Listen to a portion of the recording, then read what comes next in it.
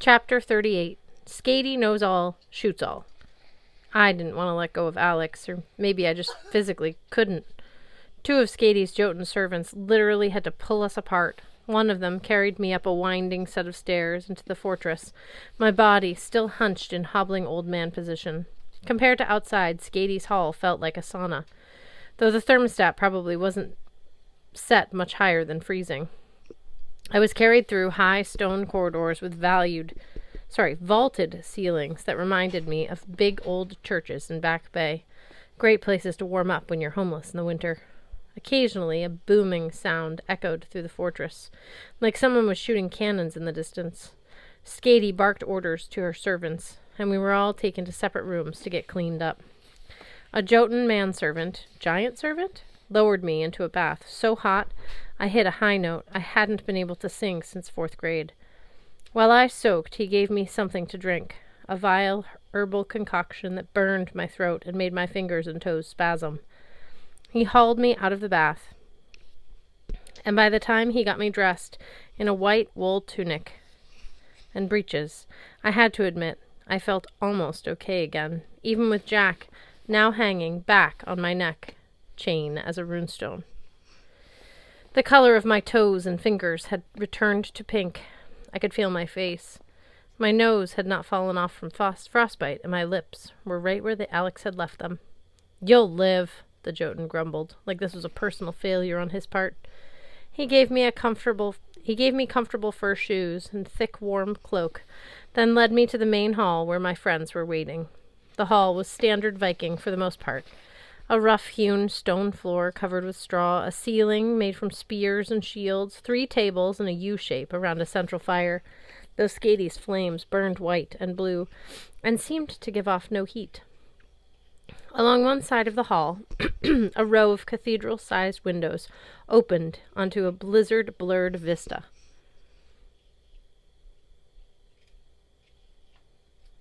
I saw no glass in the windows, but the wind and snow didn't trespass inside.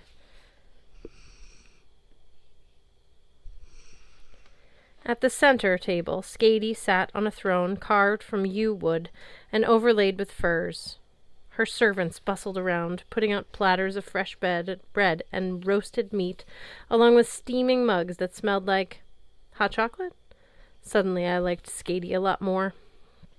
My friends were all dressed like me, in white wool, so we looked like a secret society of very clean monks, the Fellowship of the Bleach. I admit, I scanned for Alex first, hoping to sit next to her, but she was on the far bench, wedged between Mallory and Halfborn with TJ at the end. Alex caught me. She mimicked my gawping face, like, "What are you looking at?" So it was back to normal then. One life-and-death kiss, and we'll return to our regularly scheduled snark. Great. I sat next to Blitzen, Hearthstone, and Sam, which was just fine. We all dug into our dinner, except Sam. She hadn't bathed, since that was also against Ramadan rules. But she'd changed her clothes. Her hijab had shifted color to match her white outfit. Somehow, she managed not to stare longingly at everyone else's food, which convinced me beyond all doubt that she had superhuman endurance. Skady lounged on her throne, her cat-o'-nine-tails hair draped over her shoulders, her fur cloak making her look even larger than she was. She spun an arrow on top of her knee. Behind her, the wall was lined with racks of equipment. Skis, bows, quivers of arrows. I guessed she was a fan of cross-country archery. "Welcome, travelers," said our host, "to Thymeher, in your language, Thunderhome." As if on cue, a rumble shook the room, the same boom I'd heard when deeper in the fortress. Now I knew what it was. Snow thunder. You heard it in Boston sometimes when the snowstorm mixed with a thunderstorm. It sounded like firecrackers going off inside a cotton pillow, if you magnified that sound by 1,000,000. Thunderhome, Halfborn nodded gravely. A good name, considering. You know, the constant thunder boomed again, rattling the plates on the tables. Mallory leaned over to Alex. "I can't reach Gunderson. Hit me for him, will you?" Despite the huge size of the hall, the acoustics were perfect. I could hear every whisper. I wonder if Skady had designed the place with that in mind. The giantess wasn't eating from the plate in front of her. Best case scenario, she was fasting for Ramadan, Worst case scenario, she was waiting until we were sufficiently fattened up so she could enjoy us as her main course. She tapped her arrow on her knee while studying me intently. So you're one of Njord's, eh? She mused. Child of Frey, I suppose? Yes, ma'am. I wasn't sure if lady or miss or huge, scary person was the appropriate title, but Skady didn't kill me, so I figured I hadn't offended her. Yet. I can see the resemblance. She wrinkled her nose as if the similarity was not a point in my favor. Njord wasn't the worst husband. He was kind. He had beautiful feet. Outstanding feet, Blitz agreed, wagging a pork rib for emphasis. But we couldn't get along, Skady continued. Irreconcilable differences. He didn't like my hall. Can you believe it? Hearthstone signed. You have a beautiful hall. The gesture for beautiful was circling your hand in front of your face and then spreading your fingers apart like poof. The first few times I saw it, I thought Hearth was saying this thing makes my face explode. Thank you, Elf, said Skady, because all the best Jotuns understand sign language. Certainly. Thunderhome is better than Njord's seaside palace. All those gulls constantly screeching, I couldn't stand the noise. Snow thunder shook the room again. Yes, Alex said, no peace and quiet. Like here. Exactly, said Skady. My father built this fortress. May his soul rest with Ymir, the first giant. Now Thrymheimer is mine, and I don't intend to leave it. I've had my fill of the Aesir. She leaned forward, still holding that wicked barbed arrow. Now, tell me, Magnus Chase, why did Njord send you to me? Please tell me he doesn't harbor illusions about us getting together. Why me? I thought. Skady seemed okay. I'd met enough giants to know they weren't all bad any more than the gods were all good. But if Skady was done with the Aesir, I wasn't sure she'd welcome us going after Loki, who was, of course, the Aesir's main enemy. I definitely didn't want to tell her my grandfather, the god of seaside pedicures, still pined for her. On the other hand, some gut instinct told me Skady would see through all lies or omissions as easily as she heard every whisper in this hall. Thrymheimer was not a place for hiding secrets. Njord wanted me to see how you felt about him, I admitted. She sighed. I don't believe this. He didn't send you with flowers, did he? I told him to stop it with the bouquets. No flowers, I promised, suddenly sympathizing with all the innocent Niflheim delivery people she'd probably shot dead. And Njord's feelings aren't the main reason we're here. We've come to stop Loki. The servants all stopped what they were doing. They glanced at me, then at the mistress, as if thinking, well, this should be interesting. My friends watched me with expressions that ranged from, you got this, Blitzen. Sorry, you have this. Just kidding. To, please don't screw this up as much as usual, Alex. Skady's dark eyes glittered. Go on. Loki's getting his ship Naglfar ready to sail, I said. We're here to stop him, recapture him, and bring him to the Aesir, so we don't have to fight Ragnarok, like tomorrow. Another peal of thunder shook the mountain. The giantess's face was impossible to read. I imagined her sending her arrow across the room and embedding it in my chest, like a mistletoe dart. Instead, she threw back her head and laughed. Is that why you're carrying Kvasir's mead? You intend to challenge Loki to a fighting? I gulped. Yeah. How do you know we have Kvasir's mead? My second question, unspoken, was, and are you going to take it away from us? The giantess leaned forward. I am fully aware of everything that happens in my hall, Magnus Jace, and everyone who passes through it. I have taken inventory of your weapons, your supplies, your powers, your scars. She scanned the room, her eyes resting on each of us, not with sympathy, more like she was picking targets. I also would have known if you lied to me, but glad you did not. So tell me, why should I let you continue your quest? Persuade me not to kill you. Halfborn Gunderson wiped his beard. Well, for one thing, Lady Skady, killing us would be a lot of trouble. If you know our abilities, you know we're excellent fighters. We'd give you quite a challenge. An arrow thudded into the table an inch from Halfborn's hand. I didn't even see how it happened. I looked back at Skady, and she suddenly had a bow in her hand, a second arrow already nocked and ready to fly. Halfborn didn't flinch. He set down his hot chocolate and belched. Lucky shot. Ha! Skady lowered her bow. My heart started pumping blood again. So you have bravery. Or foolhardiness, at least. What else can you tell me? That we're no friends of Loki's, Simra volunteered, and neither are you. Skady raised an eyebrow. What makes you say so? If you were a friend of Loki's, we would already be dead. Sam gestured toward the windows. The harbor of Naglfar is close, isn't it? I can sense my father nearby.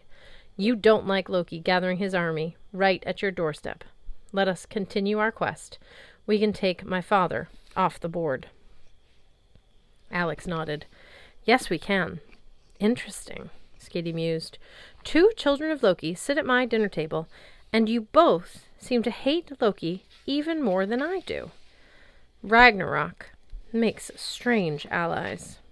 TJ clapped once, so loudly we all flinched, except for Hearth. I knew it! He grinned and pointed at Skady. I knew this lady had good taste. Hot chocolate. This tasty, a hall, so awesome, and her servants don't wear thrall collars. Skady curled her lip. No energy. I detest the keeping of slaves. See? TJ gave Hasborn a told-you-so look. More thunder rattled the plates and cups, as if agreeing with TJ. The berserker just rolled his eyes. I knew this lady hated Loki. TJ summed up. She is a natural Union supporter. The giantess frowned. I'm not sure what that means, my very enthusiastic guest, but you are right. I am no friend of Loki's. There was a time when he didn't seem so bad. He could make me laugh. He was charming. Then, during the flighting in Aegir's hall, Loki insinuated that he had shared my bed. Skady shuddered at the memory. In front of all the other gods. He slighted my honor. He said horrible things. And so, when the gods bound him in that cave, I was the one who found the serpent and set it over Loki's head. She smiled coldly. The Aesir and Vanir were satisfied just to bind him for eternity. That wasn't enough for me. I wanted him to experience the drip, drip, drip of poison in his face for the rest of time, just the way his words had made me feel. I decided I would not be slighting Skady's honor anytime soon. Well, ma'am, Blitz tugged at his wool tunic. He was the only one of us who didn't look comfortable in his new threads, probably because the outfit did not allow him to wear an ascot. Sounds like you gave the villain just what he deserved. Will you help us, then? Skady set her bow across the table. Let me understand you. You, Magnus Chase, plan to defeat Loki, the silver-tongued master of insults, in a verbal duel. Right. She looked like she was waiting for me to wax poetic about my prowess with verbs and adjectives and whatnot. Honestly, that one word, answer, was all I could manage. Well then, Skady said, it's a very good thing you have Kvasir's mead. My friends all nodded. Thanks a lot, friends. You were also wise not to drink it yet, Skady continued. You have such a small amount, there's no telling how long the effect will last. You should drink it in the morning, just before you leave. This should allow enough time for the mead to take effect before you face Loki. Then you know where he is? I asked. He's that close? I wasn't sure whether to be relieved or petrified. Skady nodded. Beyond my mountain there lies a frozen bay where Naglfar sits on her moorings. In giant terms, it's only a few strides away. What is it in human terms? Asked Mallory. It won't matter, Skady assured her. I will give you skis to speed you on your way. Hearth signed. Skis? I'm not so good on skis, Blitz muttered. Skady smiled. Fear not, Blitzen, son of Freya. My skis will look good on you. You will have to reach the ship before midday tomorrow. By then, the ice blocking the bay will be sufficiently melted for Loki to sail into open waters. If that happens, nothing will be able to stop Ragnarok. I met Mallory's eyes across the hearth fire. Her mom, Frigg, had been right. By the time we set foot on Naglfar, if we reached it, 48 hours would have passed since Flam. If you manage to board the ship, Skady said, you will somehow have to make your way through the legions of giants and undead. They will, of course, try to kill you. But if you succeed and get face-to-face with Loki and issuing your challenge, he will be honor-bound to accept. The fighting will stop long enough for the flighting. So, Alex said, it'll be cake then. Skady's cat-o'-nine-tail's hair slithered across her shoulders as she regarded Alex. You have an interesting definition of cake. Assuming Magnus somehow defeats Loki in a flighting and weakens him enough to capture... How will you imprison him? Mallory said. We have a walnut shell. Skady nodded. That is good. A walnut shell might do it. So, if I defeat Loki in the flighting, I said, and we do the walnut shell, etc., then we shake hands with Loki's crew, everybody says good game, and they let us go, right? Skady snorted. Hardly. The ceasefire will end as soon as the contest is over. Then one way or another the crew will kill you. Well then, Halfborn said, why don't you come with us, Skady? We could use an archer in our group. Skady laughed. This one amuses me. Yeah, that feeling wears off quickly, Mallory muttered.